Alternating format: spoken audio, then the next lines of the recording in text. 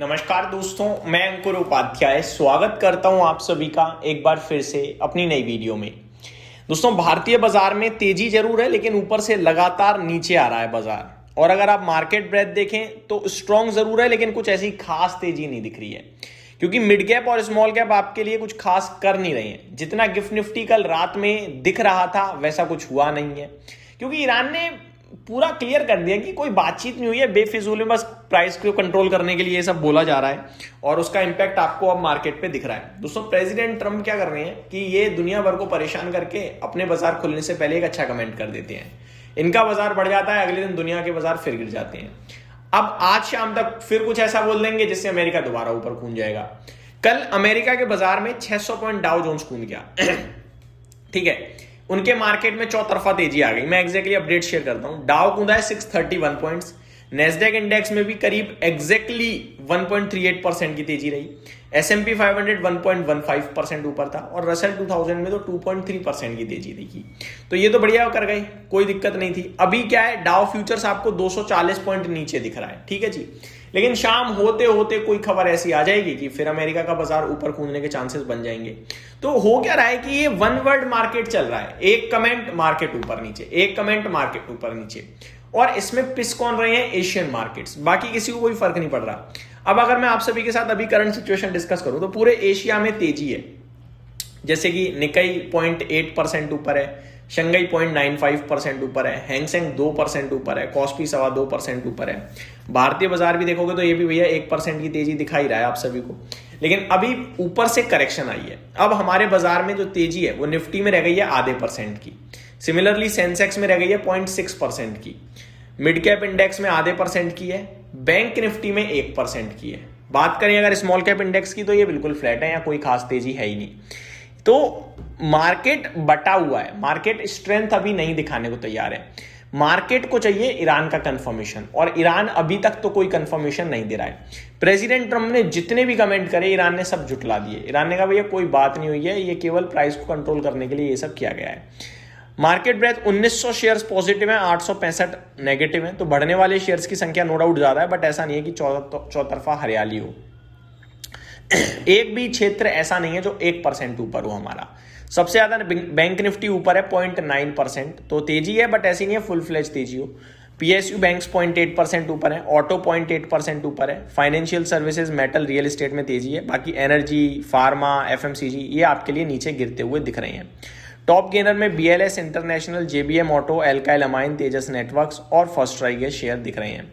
Top loser में Balrampur Chini, Finolex pipe, OneSource, Chennai petro, MRPL का share है। आज HDFC बैंक में रिबाउंड आता हुआ दिखा है, करीब 1350 करोड़ का टर्नओवर हुआ है, 1.25% ऊपर है। JBM auto, Reliance, eternal, SBI इनमें भी टर्नओवर हो रहा है, बट कोई खास ज्यादा बड़ा नहीं हुआ है अभी तक, हो रहा है बस ये मान लीजिए। निफ्टी में 36 स्टॉक्स पॉजिटिव है, लगभग 14 नेगेटिव है। टॉप लूजर आज कोल इंडिया है, पावर ग्रिड, SBI लाइफ, भारतीय Airtel. Top gainer Apollo hospital, Shriram finance, Indigo, Eicher motor और इटर्नल आपको देखने को मिल रही है इस समय। अब बात कर लेते हैं थोड़ा सा ग्लोबल मार्केट्स पे। सबसे पहले बात करना चाहूंगा जो सबसे बड़ी समस्या का विषय है कच्चा तेल, वो कैसा ट्रेड कर रहा है आज, वो देखना बड़ा इंटरेस्टिंग होगा। तो कच्चा तेल वापस 4% की तेजी में आया है और भाव दिख रहा है $104 प्रति बैरल का। तो कोई खास तेजी नहीं है लेकिन तेजी है। कल हम लोग गिरकर भी 104 ही आए थे, फिर थोड़ा और गिरे थे, $100 के पास चला गया था कच्चा तेल, लेकिन अभी वापस 104 आ गया है। दोस्तों, मैं आपको सिर्फ एक ही चीज बताना चाहूंगा, अमेरिका अगर लड़ाई खत्म करना चाहता है और 5 दिन है तो वो बातचीत करने की कोशिश कर सकता है ईरान से। अगर ईरान एक बार बोल दे कि हाँ बातचीत हुई है हमारी और मैटर सॉल्व हो रहा है, तो मार्केट शूट करेगा। लेकिन 5 दिन में कोई बातचीत नहीं आई तो अमेरिका को अब अपनी नाक रखने के लिए अटैक करना पड़ेगा, और अगर अटैक हुआ तो रिटेलिएट होगा और फिर मामला और बिगड़ सकता है। ईरान ने दुनिया को एक चीज दिखा दी कि भैया हम कमजोर नहीं है, हमें कमजोर समझने की गलती मत करना। ये लड़ाई 25-26वें दिन में पहुंच चुकी है और अभी तक मामला सॉल्व होने का नाम नहीं ले रहा है। ईरान जितना परेशान है उसने उससे कई ज्यादा पूरी दुनिया को परेशान किया, क्योंकि स्ट्रेट ऑफ हॉर्मुज़ पूरी तरीके से अपने अंडर ले लिया है और कंट्रोल में ले लिया है। कोई भी शिप उसने वहां से जाने नहीं दी थी। हम लोग ये सोचते थे कि अगर वो वहां से शिप नहीं जाने देगा तो ईरान की इकोनॉमी को प्रॉब्लम होगी। कोई प्रॉब्लम नहीं हुई, ईरान अकेले मौज लेता रहा और नो डाउट ईरान को नुकसान हुआ है, बहुत हुआ है, लेकिन ज्यादा नुकसान उसने दूसरों का कर दिया। वो एक $20,000 की मिसाइल छोड़ता है, उसे इंटरसेप्ट करने के लिए आप 4 लाख डॉलर की इंटरसेप्टर लगा रहे हो, तो काफी हैवी लेवल पे नुकसान उसने पहुंचाया अदर कंट्रीज को।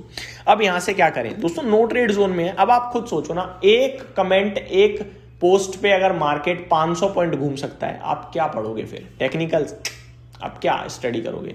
ग्लोबल मार्केट्स, टेक्निकल, कुछ भी फायदे वाली बात ही नहीं है। यहां तो एक इन्वेस्टर को ही जो करना है, या तो होल्ड करना है, या फिर गिर गया लो भैया, गिर गया लो भैया, कंप्यूटर की तरह काम करना है। आपके पास पैसा होगा तो आप ये कर पाओगे, पैसा नहीं होगा तो ये भी नहीं कर पाओगे। बाकी मार्केट में आप सोचो कि भैया मैं यहां पकड़ लूं, वो कर लूं, ये कर लूं, कुछ नहीं। आप कॉल और पुट दूर दूर की सोचोगे खरीदने के लिए, वहां भी फंस जाओगे क्योंकि प्रीमियम बहुत हाई है। आप अगर कॉल और पुट बेचने की सोचोगे कि प्रीमियम हाई है, बेच दूं, तो भैया तिजोरी खाली हो जाएगी, मैं बता रहा हूं, क्योंकि एक एक बार में 800-900 पॉइंट का मूव आ सकता है। तो बी अलर्ट, साइड में बैठो, कुछ मत करो, देखो बस। ये मेरी तरफ से अपडेट थी। Thank you so much for watching this video. Have a great day guys.